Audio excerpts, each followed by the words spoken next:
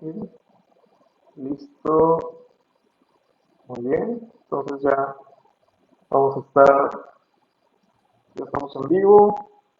Ok, vamos a esperar ahí unos segunditos más, que les llegue la notificación a todas las personas que están desde su casa o desde su trabajo viéndolos. Hubo mucha respuesta, doctor, a estas entrevistas, a la serie de entrevistas que vamos a estar realizando. Ok, ahora vamos a compartir. Ahí, Eric, si puedes mandarnos el enlace de Facebook para comenzar a compartir, sería, sería bueno, sería interesante.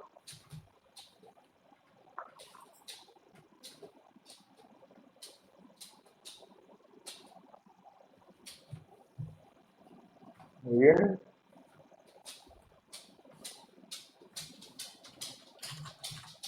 Sí, a ver, por acá, Facebook.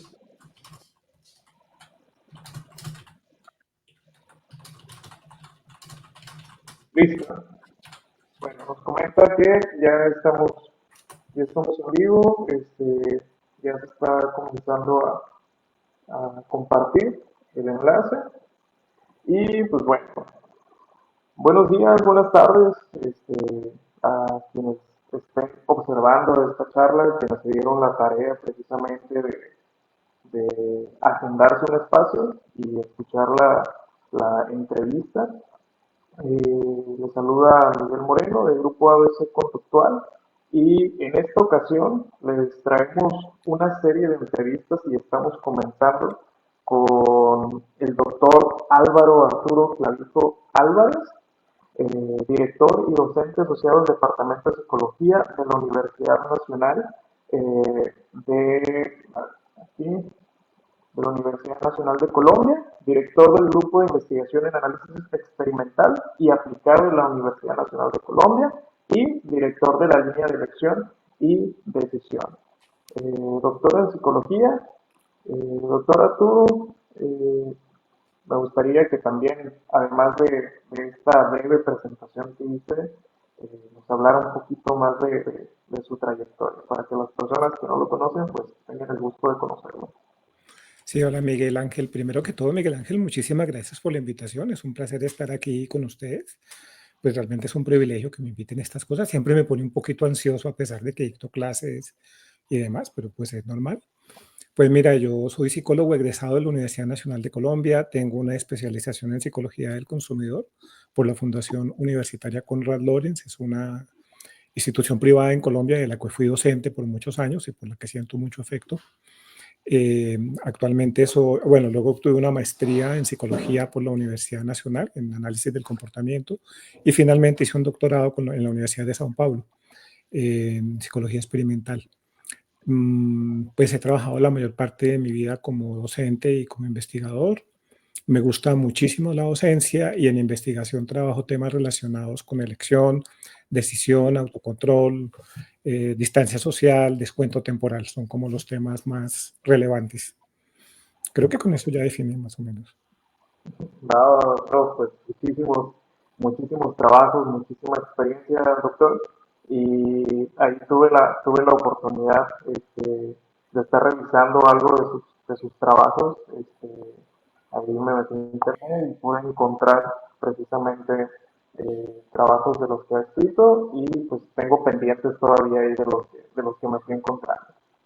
Pero bueno, dentro de la serie de entrevistas precisamente que estamos llevando a cabo y que estamos iniciando con esta, puedo hablar precisamente y lanzar la primera pregunta acerca de lo que sería el conductismo molar, ¿no? Que era algo de lo que ya habíamos planeado y pues qué mejor que usted para hablarnos acerca de eso, ¿no? ¿Qué se entiende o qué es el conductismo molar? Bueno, sí, bueno, sí, la pregunta directa.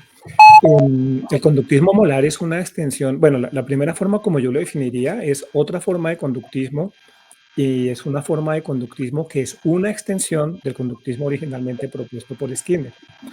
Yo diría que los principales autores relacionados con el conductismo molar, aquí se me olvidarán algunos muy seguramente. Uno de ellos pues es William Baum, a quien ustedes también creo que invitarán en próximos días, charla que yo no me perderé. Otro era Howard Racklin, está Michael Davison, Philip Highline. Son autores que a alguna medida, Sarah Cowie, pues trabajan con lo que se denomina un análisis molar. Quiero comenzar haciendo énfasis en un argumento de Howard Racklin, donde él dice, mire, el conductismo, que era una forma de conductismo molar y que Howard Racklin denominó conductismo teleológico, es la extensión lógica del conductismo radical de Skinner. Es en cierta forma llevar el conductismo radical de Skinner a sus consecuencias lógicas, lo que debería seguir después. Y se caracteriza porque se distancia del conductismo original de Skinner en cuanto al análisis de datos. Es más fácil empezar como contrastando con lo que es el conductismo molecular. Si ustedes recuerdan, la unidad de datos en el conductismo molecular se hace con el análisis funcional de la conducta, antecedente, conducta, consecuencia, y se define la conducta en términos de una operante. La operante es una unidad discreta de conducta. Entonces, por ejemplo, cuando una rata acciona la palanca, la operante es accionar la palanca y la respuesta importante es la operación sobre la palanca. Eh, y eso es una forma de ver las cosas, es una forma alternativa. En el conductismo molar, lo que se estudian son datos agregados, que es un enfoque bien diferente de lo que se hacía tradicionalmente. Molar hace referencia a la agregación de datos en estudios en los cuales uno no tiene en cuenta una sola respuesta, sino patrones de conducta que se extienden en el tiempo y datos que se agregan. Una analogía que yo hice alguna vez, que es una presentación sobre esto en un congreso en algún momento, es, haz de cuenta que el análisis de la conducta individual es como si en un bosque tú analizaras árbol por árbol. Y el conductismo molar es como si tú analizaras todo el bosque. El conductismo molar es más como analizar todo el bosque, aun cuando la analogía no es lo suficientemente precisa. Una de las características que tiene el conductismo molar es la siguiente, y es que la conducta es un continuo. Por ejemplo, cuando la ratica está accionando la palanca y tú cuentas unidades de respuesta una por una, tú estás volviendo discreto algo que por su naturaleza es continuo. Entonces la rata acciona la palanca, pero la rata no deja de comportarse. Ninguno de nosotros deja de comportarse en ningún momento. El hacer discreta la conducta es una forma un poquito arbitraria, es útil y claro, produce datos y facilita el análisis de los datos que tú estás recibiendo, pero deja de lado un montón de conducta que está también ocurriendo. No sé si estoy respondiendo más o menos claro o si confundí más con la respuesta que con...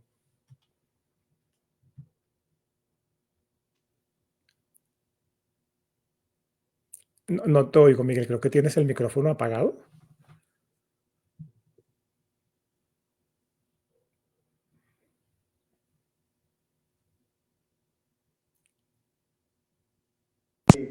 Ya. Ya, ya, ok, hay una disculpa por el audio, voy a tratar de hacerlo menos interrupciones posible porque mis auriculares fallaron, pero ahí por la cuestión del micrófono. Pero le comentaba que recuerdo la analogía esta que mencionó acerca de los árboles en el bosque, ¿no? Tuve la oportunidad de ver precisamente esa entrevista que también le comentaron y creo que da como una mejor visión y se puede entender un poco más, ¿no? A lo que se refiere con lo molar y con lo molecular, ¿sale? Entonces creo que pues va quedando claro hasta aquí. Recordemos que pues es una entrevista de introducción para aquellos que no conocen o que no conocían acerca del conductismo molar, pues bueno, es una buena manera de estarnos acercando a este tipo de análisis, ¿no?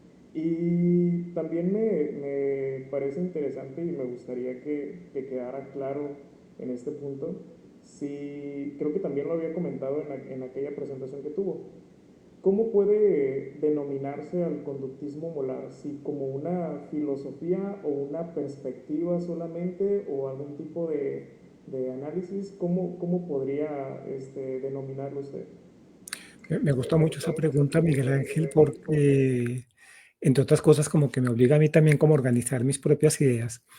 Yo creo que como se planteó desde un principio, el conductismo es como la filosofía grande, como una forma de ver las cosas. La forma del conductismo molar es más bien como una forma de aproximarse a los datos, como una forma de análisis de los datos que se tienen, como una forma de entender la conducta. Hay otras características importantes del conductismo molar. Para que sea molar o lo que se denomina como molar incorpora lo que se denomina comportamiento de elección. Por ejemplo, el conductismo molecular se enfoca en el análisis de respuesta por respuesta. En el conductismo molar se enfoca en el análisis del comportamiento en un contexto de otros comportamientos. Se originó, si ustedes recuerdan, con aquello que se conoce como la ley de igualación.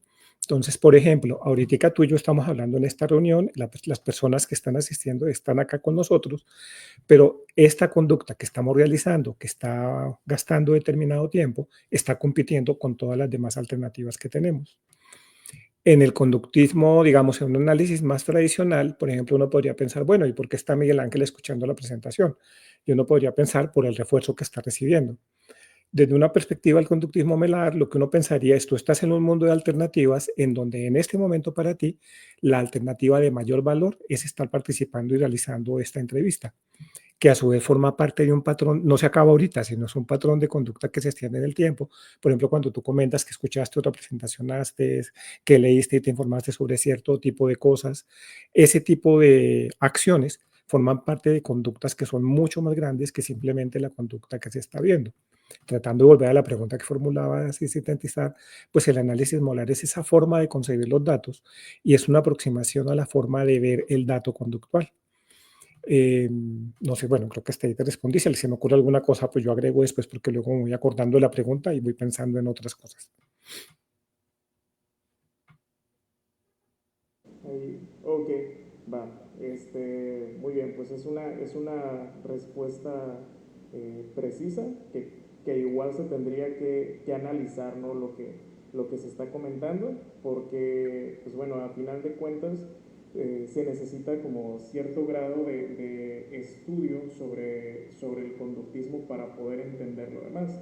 Y eso me lleva precisamente a otra pregunta de las que había propuesto, y es, ¿qué tanto se tendría que entender sobre, o más bien, se necesita realmente conocer y qué tanto del conductismo molecular, o por ejemplo el conductismo de Skinner, propuesto por Skinner, para poder entender el conductismo molar? O sea, ¿qué tanto se necesitaría saber? O si no se necesita saber tanto y poder entrar de lleno a un estudio ante este análisis molar. De nuevo, buenísima la pregunta. Yo creo que después voy a buscar las preguntas, menos mal que lo vas a grabar para poder escucharlas de nuevo. Mira, yo tengo un semillero, es un grupo de investigación que en mi grupo de investigación incluye estudiantes de pregrado, de primero, segundo, bueno, de tercer semestre, cuarto semestre, hasta estudiantes de doctorado que están trabajando conmigo en otras universidades. Eh, y nosotros estamos leyendo el libro que acabo de publicar William Baum 2024 directamente. O sea, ellos no han tenido ninguna, la mayoría no han tenido ningún conocimiento ni de Skinner, claro, conocen algunas cosas básicas, pero no tienen mayor información sobre el conductismo más tradicional. Y yo tengo la impresión de que van entendiendo bastante bien. Creo que saber lo que se conoce como conductismo molecular es importante por varias razones. Primero, porque la mayor parte de aplicaciones que se hacen de psicología desde la perspectiva conductual deriva del análisis molecular, se va a hacer molecular y se va a seguir haciendo molecular por bastante tiempo, porque estos cambios se demoran. Entonces, lo que se vaya a aplicar del conductismo molar, pues todavía se va a demorar. Segundo, lo del conductismo molar es algo que, aun cuando me parece a mí personalmente, individualmente, espero estar en lo cierto, que es la alternativa más comprensiva en este momento, pues va a demorarse tiempo en ser aceptado por la comunidad de analistas de la conducta, pues por razones naturales, eso no pasa de un momento a otro. Yo creo que hay algunos conceptos del conductismo más tradicional, básicamente de Skinner, que si bien no hay que leerse todo a Skinner para entenderlos, ayudarían. Y por ejemplo, es la propuesta original de que la variable independiente en la conducta está en el medio ambiente, no en el interior de los organismos. Que el organismo es un completo, es una actividad completa.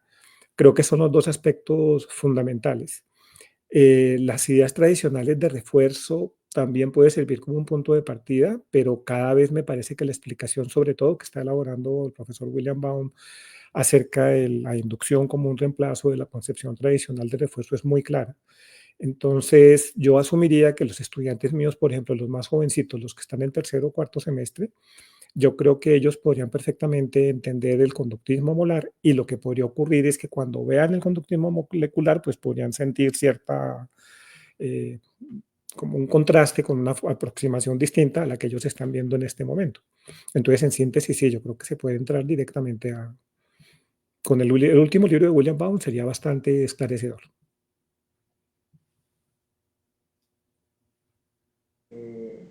Ok, entiendo, muy buena respuesta. Y precisamente este tipo de pregunta me la hice yo mismo en el momento en el que estaba formulando las entrevistas. O sea, ¿qué tanto me planteé esta situación en donde yo ya he leído acerca de la aproximación del conductismo radical, ¿no? Entonces, al momento de leer sobre conductismo molar, me costaba trabajo como que no asociarlo precisamente a la aproximación molecular. Entonces, precisamente era eso, ¿no? ¿Qué tanto tendría que saber? O si no hubiera sabido yo de conductismo molecular, ¿no? O del análisis molecular, si se me hubiese hecho más fácil entender el análisis molar, ¿no? Pero, ok, bastante clara la respuesta que nos comentó. Y aquí en cuanto a las confusiones que pueda haber o al contraste que pueda haber, sí me gustaría entrar como al tema en el que habláramos acerca de las diferencias que pueda haber entre estos dos análisis o dos visiones de la conducta, porque y ver qué tanto contraste puede haber ante ello. Cuando hablamos de conceptos como reforzamiento, extinción, castigo, desde el análisis molar, ¿qué tanto se puede entender igual o qué tan diferente se puede entender cuando conocemos ya lo que sería el análisis molecular, ¿no? O a partir de la aproximación de Skinner? Bueno, yo, para intentar responder la pregunta es un poquito larga, entonces voy a ir un poquito bien atrás. Voy a empezar con la definición de la variable dependiente, o sea, lo que entendemos por conducta. Originalmente Skinner había propuesto, con lo que yo estoy de acuerdo, es un argumento del que siempre me gustó, y es el organismo es una totalidad, o sea, el organismo no responde el cerebro por un lado o el corazón por otro lado. De hecho, no hay tal cosa como la respuesta operante del corazón, por ejemplo. Uno responde completo. La rata no responde cuando acciona la palanca, es toda la rata la que está respondiendo. Cuando yo estoy hablando ahorita, soy todo yo. Hay un programa buenísimo, que casi me escapa el nombre, que es de televisión, Juegos Mentales, creo que lo llamaban, que en general presentaban muy buenos temas de psicología, o los presentan, y mi principal diferencia con la argumentación es que ellos siempre hablan es que estas imágenes engañan a mi cerebro. No, las imágenes no engañan a mi cerebro, las imágenes me engañan a mí. Mi cerebro no vive solo por ahí, eso es una película por ahí que tiene un señor que pone a la novia en un frasco, una cosa así.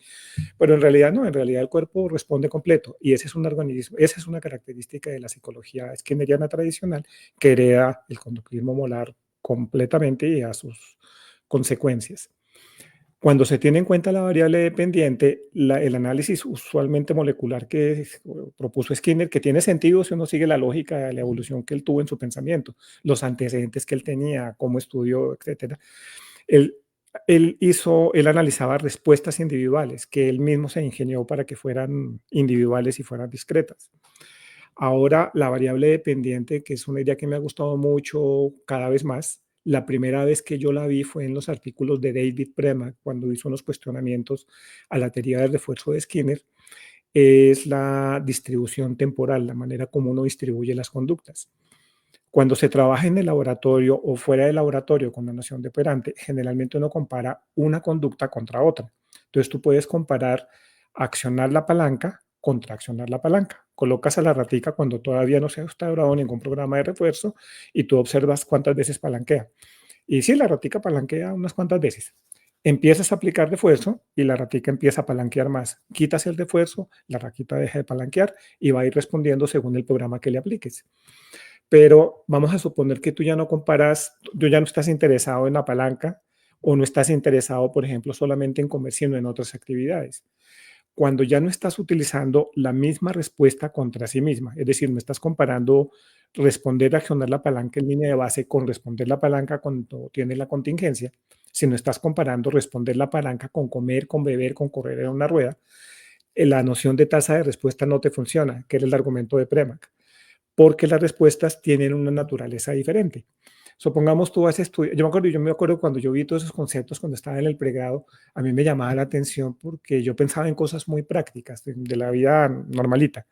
Entonces dices, bueno, voy a estudiar, voy a comparar la frecuencia de leer hoy con la frecuencia de leer mañana, pero es que leer es una respuesta larga, o estudiar, y estudiar es una respuesta entre comillas o una actividad, por eso es mejor la palabra actividad que propone Baum, compuesta de muchas cosas. Tú te sientas a estudiar y es como difícil contar las veces que estudias, como que la cosa no tiene mucho sentido. Desde David Premack hasta acá, la propuesta alternativa es utilizar mejor la duración de la respuesta. Premack lo tuvo en estos términos. La duración de la respuesta es una unidad que es común, es una dimensión común a todas las actividades que hagamos. Por ejemplo, si tú estás durmiendo, estás nadando, estás corriendo, tiene duración. La topografía de las respuestas es distinta y contarlas, o sea, contabilizarlas como se hace tradicionalmente, no es que sea del totazo imposible hacerlo, pero es muy complicado. ¿Cómo compara uno, por ejemplo, la cantidad de ver televisión con la cantidad de estudio que hagas? Pues es mejor comparar la cantidad de tiempo que ves televisión con la cantidad de tiempo que estudias, tiene más sentido.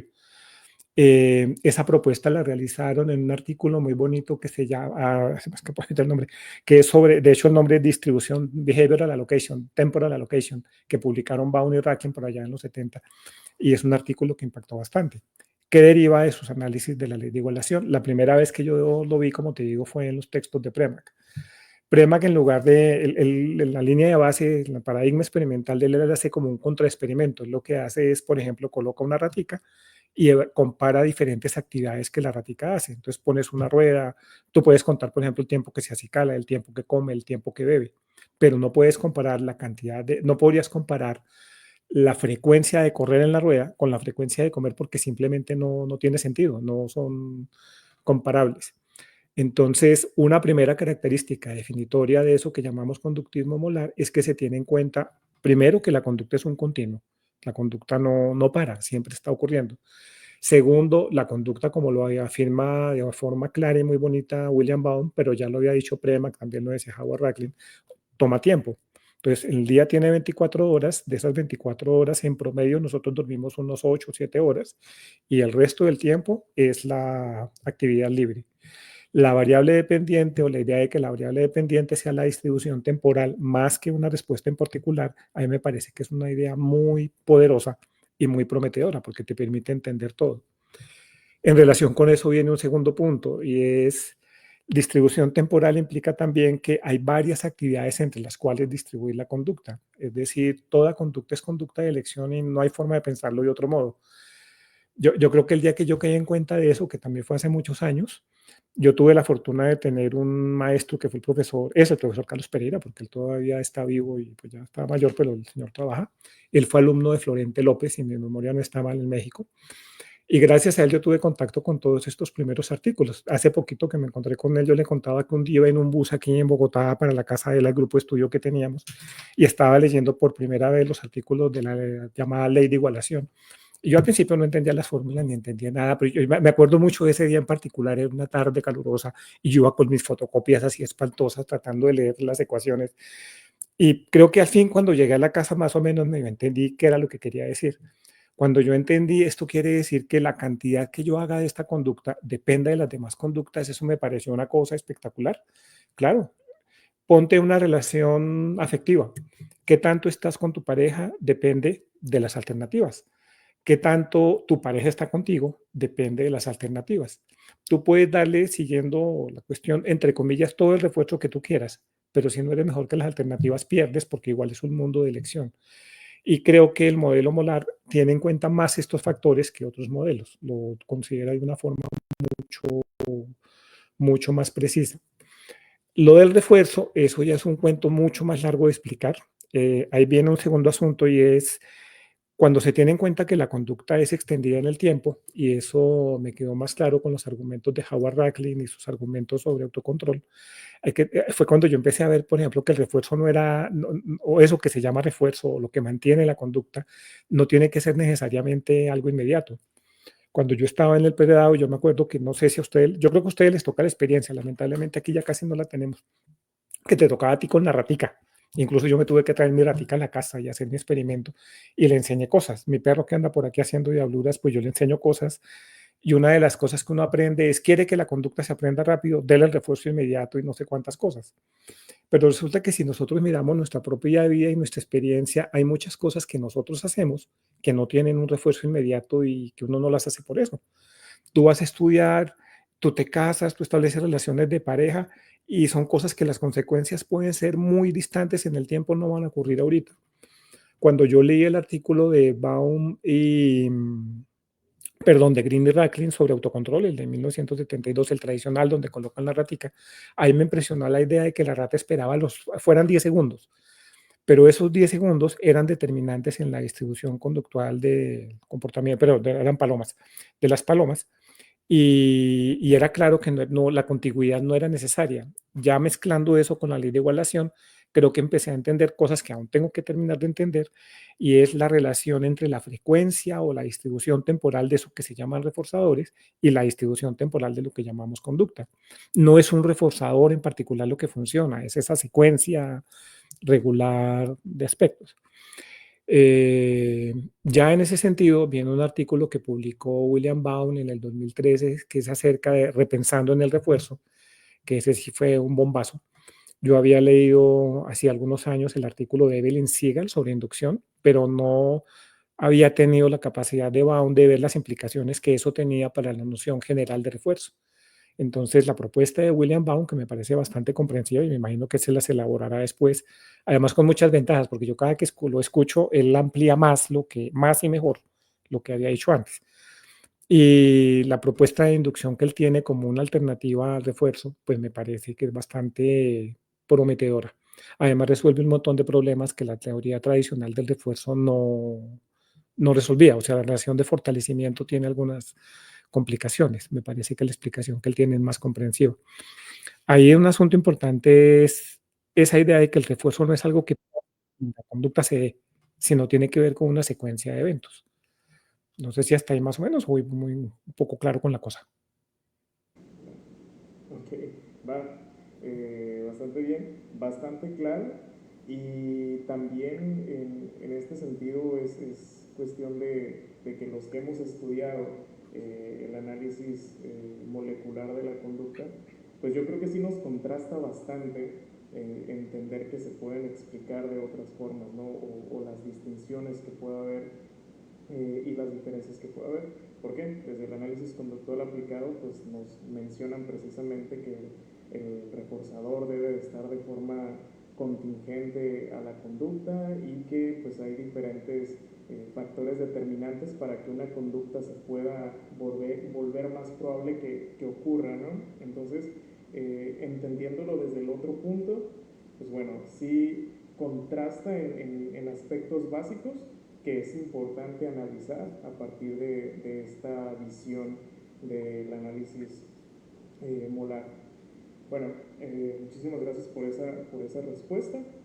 Y otra de las preguntas que voy a plantear es, ¿en qué tipo de investigaciones puede ser más útil el análisis molar o tener esta visión de la conducta, ¿no? ¿Qué nos puede estar aportando y qué nos ha aportado en las investigaciones para el entendimiento de la conducta? El análisis molar. Pues yo trabajo en comportamiento de elección, la historia es larga porque empecé trabajando en eso. Yo, pues, cuando estaba estudiando, yo no me imaginaba haciendo investigación, yo me veía más como haciendo clínica tradicional y además psicoanalista. A medida fui conociendo más, pues me fui alejando. Yo me acuerdo la primera vez que di una clase en un curso de aprendizaje, El profesor era el profesor Aristóbulo Pérez, y él nos dijo 4 supuestos que eso están en varios libros: la conducta es legal, la conducta es ordenada, si la conducta es legal y es ordenada se puede estudiar, y fueron argumentos que cambiaron y modelaron mucho mi forma de ver las cosas. Cuando efectivamente empecé a hacer clínica, yo tuve la sensación de que gran parte de los problemas por los cuales la gente persona o busca ayuda son problemas que de alguna forma tuvieron que ver con, entre comillas, sus malas decisiones, o porque están en un ambiente en donde no tienen alternativas. Y eso me fue llevando cada vez más algo que yo ya tenía alguna idea, que era lo de ley de igualación, el comportamiento de elección, las teorías de David Premack. Y pues yo creo que en general, todo, como todo comportamiento es elección, todo lo que estamos haciendo es elegir, pues la forma más apropiada de entender ese comportamiento de elección es desde la perspectiva molar, porque es la perspectiva que tiene ese tipo de análisis. Yo ahora estoy muy interesado desde hace mucho tiempo en el tema del autocontrol, y ahí no veo otra forma de analizarlo. El autocontrol, pues realmente es una forma de conducta de elección que depende de situaciones contextuales y que se explica con base en la experiencia previa que tuvimos, de las experiencias que hemos tenido antes y de las consecuencias inmediatas que tenemos. Por ejemplo, en el experimento ese de las palomas que mencionaban, las palomas son capaces de comprometerse a hacer conducta autocontrolada porque, entre comillas, vivieron la experiencia. De no haberla tenido, no las habrían tenido. Y lo que determina su comportamiento es el arreglo contextual que hace que ellas escojan la alternativa más autocontrolada. Yo, yo creo que un área en la que, digamos, en general en todo lo que ha sido conducta operante, y como lo mencionaba Baum, es más como un paradigma, como una diferente forma de ver los datos. En la historia, por ejemplo, de la astronomía, Ptolomeo tenía una forma de ver los mismos datos que después vio Johannes Kepler, solamente que los dos los analizaron de una forma distinta, y los datos de Kepler fueron más parsimoniosos, o sea, requerían menos elementos para explicar lo mismo, y pues es la visión cosmológica que tenemos ahorita. Yo creo que aquí más o menos está pasando lo mismo. Yo veo que la explicación que está surgiendo del conductismo molar permite explicar más eventos con menos términos, y que eso facilita mucho las cosas. Uno de esos ejemplos que me llamó mucho la atención es la conducta de evitación. Entonces, por ejemplo, yo recuerdo que la explicación de los 2 factores, de que se aprende por condicionamiento clásico y se mantiene por condicionamiento instrumental, pues es una buena explicación, es una explicación chévere, es una explicación completa. El único problema es que tú tienes que recurrir a un evento como el miedo, que no lo puedes medir, no es observable, sino es una inferencia que tienes que hacer. La alternativa, que fue la que propuso Sigman, es tú tienes hay una relación entre la frecuencia de una conducta y la reducción de eventos aversivos o eventos incómodos. Y en esa explicación tú no tienes que recurrir a ninguna cosa interna. En ese sentido, la explicación molar del dato agregado pues requiere menos elementos y me parece que es más elegante y más parsimoniosa. Entonces me parece que es más completa. Hay un punto donde yo sí creo que se va a requerir mucho trabajo en el futuro, y es, pues tú ves que hay una línea de conducta verbal claramente desarrollada en análisis de la conducta, en la que es ahí, pues yo no soy tan, ahí sí no tengo tanto conocimiento, pues tengo una idea de las ideas básicas, que empezó con los trabajos de conducta verbal de Skinner y ha ido evolucionando. Entonces tú tienes equivalencia de estímulos, tienes ahora la teoría de marcos relacionales. Yo creo que debe haber algún momento en que las dos áreas van a tener que buscar cómo, cada una área, cómo se integra la una con la otra, porque me parece que es la parte donde falta. Yo recuerdo que William Baum, Howard Racklin tiene varios textos donde él habla de conducta gobernada por reglas y demás, pero sí creo que es un área que va a requerir integración en algún momento. Ok, interesante, ¿no? Interesante este punto. Aquí tenemos una pregunta, la vamos a abordar de una vez. Dice Carlos Enrique Osorio: buen día, muy interesante el conversatorio. Me gustaría preguntar, ¿qué papel tienen las reglas verbales en la conducta de autocontrol? Es una... ¿Respondo ya? Sí. Es una pregunta larga de contestar. Bueno, lo primero es, para que exista conducta autocontrolada, no es necesario que haya conducta verbal. Existen muchos experimentos que muestran, de hecho, los experimentos tradicionales de Racklin y de Green, que es una larga historia de experimentos, son con animales que no tienen lenguaje, Por consiguiente, ellos no tienen exactamente una regla verbal como las que tenemos nosotros. En nuestro caso también hay mucho comportamiento autocontrolado que no depende necesariamente de las reglas verbales. Sin embargo, las reglas verbales, como su estructura tradicional, sí pueden ayudar a que tengamos mejor conducta autocontrolada. No puedo entrar en detalle ahorita, no puedo entrar en detalle ahorita de eso, por lo que no es el objetivo exacto de la charla, pero por ejemplo, una regla que yo me autoaplico. Todos tenemos, unos más que otros, tendencia, por ejemplo, a hacer compras compulsivas en cierto tipo de cosas. Eh, por ejemplo, si yo le compro cosas a mi esposo o a mi hija cuando voy al supermercado y uno empieza a comprar un montón de lo que se llamamos gastos hormigas, un montón de cosas chiquiticas que no parece un gasto importante, pero a largo plazo es un gasto importante. Basado en el tipo de trabajo que yo hago, hay una estrategia que es agrupar consecuencias. Eso tú lo puedes hacer con ratas. Si tú le agrupas consecuencias a las ratas se autocontrolan. Yo lo hago verbalmente de la siguiente manera. Cuando yo entro al supermercado o al centro o al almacén y voy a comprar cualquier cosa, yo digo, bueno, esto aquí me cuesta tanta cantidad en plata, me voy a aventar el precio del dólar para no ponernos con conversiones, que esto me cuesta $1. Sí, pero si yo compro esto todos los días son $30 y entonces $30 en un año es tanta plata y eso me hace ver las cosas de una manera que me ayuda. Ahí yo estoy utilizando una regla verbal. Y claro, hay reglas verbales que te pueden dar. Y es más, si tú le das la regla verbal a otra persona, por ejemplo, cuando yo veo que mi esposa va a hacer la compra que no hay que hacer, ay, pero es que esto vale solamente $1. Sí, mi amorcito, pero es que es $1 hoy, $1 mañana, $1 pasado mañana, entonces ya son $30. Cuando ella ve las cosas así, ya el comportamiento cambia. Ahí está una respuesta general que, como comenta, pues no es tanto como el objetivo, pero de alguna manera le agradezco, doctor, por haber respondido y haber dado respuesta a esta pregunta.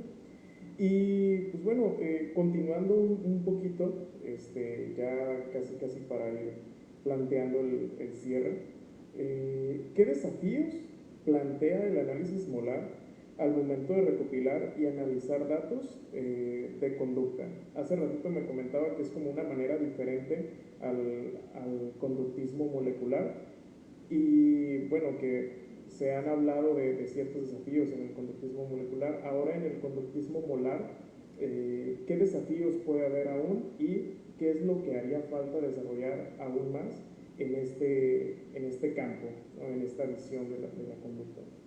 A medida que cualquier área del conocimiento, a medida que cualquier área del conocimiento crece, pues los desafíos van creciendo, las preguntas van creciendo, los elementos que se requieren van aumentando. Se han resuelto también muchos problemas. Uno de los problemas, por ejemplo, creo yo, es precisamente utilizar la duración de respuesta como medida, porque la tecnología para medirla es más complicada que cuando uno cuenta la frecuencia del comportamiento. En estudios que hemos intentado hacer y que estamos haciendo nosotros, cuando intentamos hacer esa medida, por ejemplo, hace poquito yo tomé unos videos y pues gracias a que ahora tenemos celulares que nos permiten grabar y demás, lo que yo hice fue separar en cuadros temporales la ejecución de la conducta que yo quería ver y así pude medir diferentes conductas porque el aparato me permitía la facilidad de medir. En el laboratorio eso es más fácil de resolver. Pero hay un problema más grande cuando se trata de aplicar la lógica de la medición fuera del laboratorio, cuando es medir la conducta de las personas. Por ejemplo, en un estudio que hicimos con uno de mis antiguos estudiantes, estábamos evaluando consumo de cigarrillo. Entonces tú le dices, cuente cuánto consume. Pero como desde la perspectiva molar, tu conducta objetivo no es solamente el consumo de cigarrillo, sino todo lo demás. Tú no te centras solo en medir la conducta de fumar, sino que hay que medir todas las demás alternativas. Entonces la pregunta es, perfecto, contar cuántos cigarrillos mide, casi que tú lo puedes hacer en tiempo real, porque tú le dices por WhatsApp, mándame un mensaje de cada vez que esté fumando y tú vas sumando. Pero la pregunta es, bueno, a mí no me interesa solamente cuánto fuma, sino qué cantidad de tiempo le dedica a las actividades que compiten con fumar. Entonces, pongamos por un ejemplo, ciclismo, natación. Tú no puedes contabilizar cada vez que no vale de nuevo contar la frecuencia. La medida alternativa es manda por WhatsApp, voy a empezar a montar bicicleta ahorita y paro en tal momento. Pero tú no vas montando bicicleta a la misma velocidad y tú puedes hacer descansos y paradas, entonces la medida puede no ser tan precisa. En síntesis, al punto al que voy es, sobre todo en el ambiente de aplicación, yo creo que tenemos que desarrollar mejores técnicas de observación que involucren, digamos, estas medidas que pueden ser a veces más difíciles de obtener. Por otro lado, la tecnología cada vez nos ofrece más herramientas. Por ejemplo, el celular, el smartphone es una herramienta impresionante, como en la película de Star Wars, tiene el lado oscuro y tiene el lado claro. Entonces, pues yo tengo ahorita a mi hija con el lado oscuro de que queremos las redes sociales y no sé qué más, pero tiene el lado claro de que ofrece un montón de herramientas, cada vez ofrece herramientas más impresionantes que uno puede utilizar de muchas maneras. Va, muchísimas gracias por responder a esta pregunta.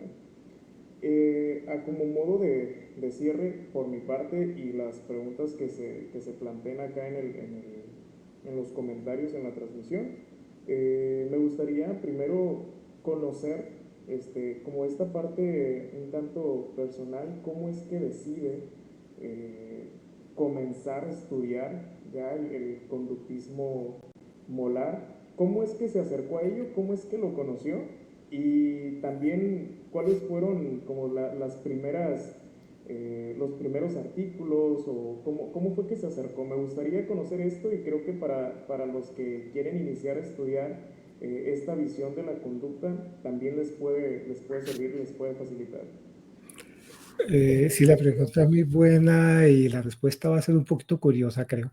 Hubo una mezcla de tres factores. Uno, en la universidad nosotros estábamos aprendiendo elementos de aprendizaje y psicología desde la perspectiva de Skinner, pero nos faltaba como algo más filosófico, más profundo sobre el análisis de la conducta. Eso nos lo proporcionó el profesor Carlos Pereira que mencioné antes. Por la misma época en que yo conocí al profesor Carlos Pereira, estaba pasando por mi primera separación amorosa, que fue muy duro, como imagino son las separaciones amorosas de muchos, y yo trataba de explicar mi propia conducta, mi dolor del abandono, de la pérdida y todo lo que fuera, pues con lo que estaba estudiando de psicología. Entonces yo encontraba que algunos conceptos me ayudaban más o menos. Curiosamente, o pues de pronto ni curiosamente, pero la teoría que más me ayudó en ese momento, en esa época, fue en gran parte la teoría de Premack, porque pues yo pensaba, claro, yo puedo darle refuerzos a mi pareja y que ella me dé y cosas así por el estilo, pero eso como que no era como realista, así como que eso no. En cambio, la teoría del valor de Premack sí respondía inmediatamente, claro, yo tengo alternativas que son de mayor o menor valor, para ella también hay alternativas que son de mayor o menor valor, y hubo algo que me pareció interesante y es lo que yo comentaba ahorita más temprano. Si yo quiero ser atractivo para alguien, pues tengo que ser la alternativa de mayor valor para esa persona. Por otro lado, si la cosa no funciona con esa persona, puede ser que el sistema de valoración de ella sea incompatible con el mío. Un ejemplo bien extremo, solo para ilustrar. A mí me puede gustar mucho una niña, pero si de pronto a la niña lo que le gustan son las niñas, pues ahí no hay caso, eso no va a funcionar, toca buscar algo que haya empatía. Entonces yo empecé a ver que las respuestas a esas preguntas las encontraba más en la literatura de lo que se conoce ahora como conductismo molar, y por esos mismos días que contaba la anécdota que estaba leyendo la ley de igualación, Premack te habla sobre la medida, pero no te dice por qué las cosas adquieren mayor o menor valor, pero la ley de igualación sí. Entonces, en la ley de igualación tú dices, claro, es que cada alternativa tiene un montón de parámetros, la cantidad de lo que me está dando, la demora para obtenerlo, la calidad, la cantidad, bueno, la magnitud. Entonces yo ya empecé a pensar, claro, para otras personas, pues yo puedo manipular los parámetros que tengo, o otras personas son de interés para mí por los parámetros que tienen. Y empecé a leer cada vez más sobre el tema. Yo encontré en particular los libros que más me impactaron en su momento fueron los de Howard Racklin, porque él escribía de una manera muy clara, muy precisa, muy fácil de entender. Y eventualmente también fui leyendo los artículos de William Baum. Yo empecé leyendo los libros de psicología del aprendizaje de Racklin. El libro de psicología de aprendizaje de Racklin, el tradicional, tiene una característica, y es tenía capítulo 1, capítulo 2, capítulo 3, y al final de cada capítulo tenía un artículo donde elaboraba más lo que había presentado en el texto. Yo creo que incluso debería volverse a hacer un libro con esa lógica. Uno de esos artículos, por ejemplo, fue el experimento de la crítica que hacían Estado y Simmelhack al experimento de superstición de Skinner. Yo había leído el experimento original de superstición de Skinner, es un artículo corto. Skinner dice que trabajó, creo que fueron con 6 palomas, pero en realidad presenta datos de solo una, y eso solamente hay una gráfica. La explicación, pues sí, las palomas son supersticiosas, pero tenía alguna cosa. Cuando yo vi el artículo de Staunis y Mejal, que lo he leído muchas veces y lo recomiendo, es un artículo denso, es un artículo duro de leer la primera vez, pero es un ejemplo de control experimental y de análisis. La discusión es larguísima y muy bien elaborada. Y, por ejemplo, ese artículo me cambió mucho la forma de aproximarme a las cosas. A personas que estén iniciando hoy, yo les recomendaría, y es la metodología que voy a emplear con mi semillero, es, nosotros estamos leyendo el libro de William Baum, que es bien didáctico, es un libro para empezar. Pero lo que vamos a hacer es ir complementando así con esa lógica que tenía el libro de Raglan. Entonces, por ejemplo, en el primer capítulo del libro de Baum, él define que es un organismo. En el segundo habla de conducta, el tercero habla de evolución, el cuarto habla de inducción y así sucesivamente. Entonces, en el primero lo que yo hago es agregar 1 o 2 artículos relacionados con conducta, en el de organismo, otro relacionado con organismo, en el de inducción no hemos llegado todavía, pero yo los voy a poner a leer el artículo de Evelyn Segal, por ejemplo, que comentaba antes, yo lo leí y eso le permite a uno entender mejor los problemas e ir así como despacito. Y esa es la secuencia que yo recomendaría para los autores. De los artículos de William Baum, hay uno en donde, pero no me acuerdo bien cuál es, creo que es una introducción al conductismo multiescalar molar. Y el hombre cuenta un poco de su vida, entonces él dice, yo empecé en tal parte, trabajé en tal laboratorio y no sé cuántas. Y eso me pareció muy bueno porque también lo ubica uno de que la cosa es como más relacionada con la experiencia que uno mismo está teniendo. Entonces uno dice, claro, sí, yo también trabajé en tal laboratorio, conocí a tal persona. No sé si eso responde un poquito la pregunta. Yo creo que respondió mucho más que la pregunta, ¿no? Y fue una respuesta muy valiosa porque, pues bueno, creo que en algún momento todos hemos sufrido por una decepción amorosa y quizás ese es el paso, ¿no? Para poder entender el conductismo molar después. Pero bueno, le agradezco las referencias también que nos ha dado referente a cómo ha iniciado, los libros y los artículos que nos ha recomendado.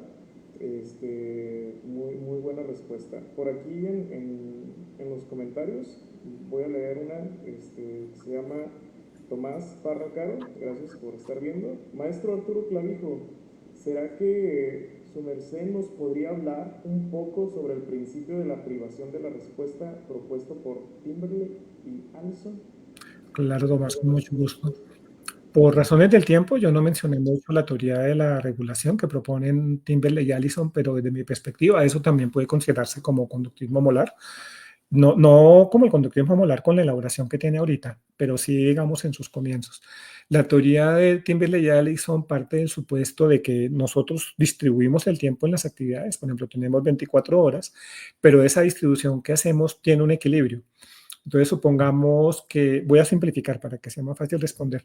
Supongamos que tú te vas de vacaciones a un sitio donde realmente tienes tiempo libre de hacer ciertas cosas. El ejemplo que yo vi en clase es, te vas a un parque que llamamos el Parque Tayrona, estás en unos hoteles que hay ahí que te ofrecen la posibilidad de tener internet, libros, puedes ir a la playa a nadar. Digamos que puedes realizar 5 actividades.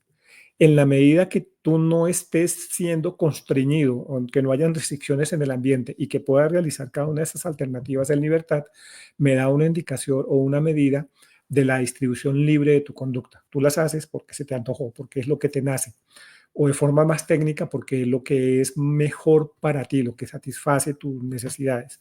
La distribución para Miguel, para mí o para otra persona va a ser diferente. Esa distribución de esas 5 actividades, digamos que tú le dedicaste tantas horas, tanto tiempo a cada actividad, es tu equilibrio conductual. Ese equilibrio conductual se puede pintar, aquí pues no lo voy a pintar porque nos demoramos, pero tú lo puedes pintar, solamente que al pintarlo utilizas 2 o máximo 3 conductas, pues porque nuestra capacidad de imaginar no nos permite visualizar más. Pero tú podrías coger 2 de esas conductas, entonces por ejemplo tú dices, tuve un periodo de observación de 5 horas, entonces en un eje pones 5 horas y en el otro pones 5 horas. Y dices, bueno, por ejemplo, yo estuve leyendo 1 hora y fui a dar, no, perdón, estuve viendo televisión 4 horas y nadé 1 hora. ¿Por qué no nadaste más de 1 hora? Pues porque nadar es más, requiere más energía que ver televisión. Tú te puedes poner a ver la televisión así, puedes ver televisión todo el día. Esa distribución de 5 por 1 hora es tu equilibrio conductual para esas 2 respuestas. Según Timberlake y Allison, cuando hay refuerzo, tú tienes que romper ese equilibrio y yo creo que eso se mantiene. Es decir, desde la perspectiva de Timberlake y Allison, el refuerzo es un intento por recuperar ese equilibrio perdido. Entonces, por ejemplo, tú le dices, bueno, yo quiero que usted lea más, ahora ya no tiene libertad para hacer sus cosas. Voy a restringir la alternativa de ir a nadar. Usted nadaba 4 horas, ahora para volver a nadar 4 horas o aproximarse a lo que era chévere para usted, lo que era lo que satisfacía su necesidad o lo que fuera, va a tener que leer 2 horas. Y es a ese principio de quitarle el acceso en libertad a lo que podía hacer antes, a lo que se llama el principio de privación de la respuesta. El artículo, yo escribí un capítulo para mis estudiantes, está en el manual de análisis de la conducta que editaron Rubén Ardila y varios autores, ese es el capítulo 5. Es lo mismo, pero yo traté de ponerlo bien sencillo, porque era para estudiantes, que mis estudiantes lo entendieran.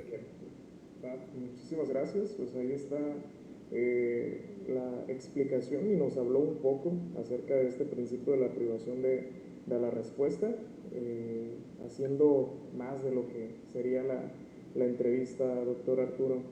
Y pues bueno, por mi parte, realmente no queda más que agradecer, ¿no? Agradecer el tiempo en el que nos compartió sus respuestas en esta entrevista. Ya habíamos comentado que íbamos a cerrar ahí cerca de la hora, ya pasamos los 45 minutos. Si no hay alguna otra pregunta en la transmisión en vivo, pues vamos a ir dando el cierre. Y pues no queda más que agradecerle, doctor Arturo, porque en Grupo ABC Conductual estamos cumpliendo 6 años de haber formado el grupo, y esta es una manera en la cual estamos celebrando, ¿no? Iniciando con esta serie de entrevistas. Creo que la próxima semana viene Diego Rosso y después vendría William Baum, ¿no? En las entrevistas próximas que tenemos. Entonces es una serie de entrevistas bastante interesantes y pues nada, más que agradecidos, ¿no? Estamos con ustedes por compartirnos esto, además que de alguna manera son cosas diferentes las que estamos haciendo ahora en Grupo ABC Conductual, ¿no? Por lo general hemos venido con charlas con una visión de la conducta operante, ¿no? O aproximaciones al conductismo radical, y en esta ocasión, pues bueno, estamos dando esta apertura para que más personas también puedan interesarse en el conductismo molar, y obviamente nosotros también, como bien se lo habíamos comentado, también nosotros vamos iniciando en este estudio, y creo que es una entrevista que se puede analizar y que se puede ver las veces que se requiera para poder ir comprendiendo más acerca de lo que sería el conductismo molar. Entonces, si no hay otra aportación acá en el chat, Eric, pues no queda más que despedir a la audiencia que se mantuvo en la entrevista, y pues bueno, que se tomaron el tiempo, siendo sábado, que pudieran estar haciendo otra cosa, pues tienen el compromiso por seguir aprendiendo. ¿Algunas palabras que quiera comentar, Doc? No, yo les agradezco mucho por la invitación, los felicito por el esfuerzo, pues llevan un trabajo muy chévere, muy chévere haber estado aquí con ustedes, y pues ojalá nos encontremos otra vez en algún momento. Muchísimas gracias. Aquí ya vamos a cerrar el en vivo. Pues muchísimas gracias a las personas que nos estuvieron viendo. Nos vemos ahí, comunidad de Facebook. Nos vemos en otra ocasión. Ahí ya estaríamos informando sobre la próxima entrevista. Muy bien.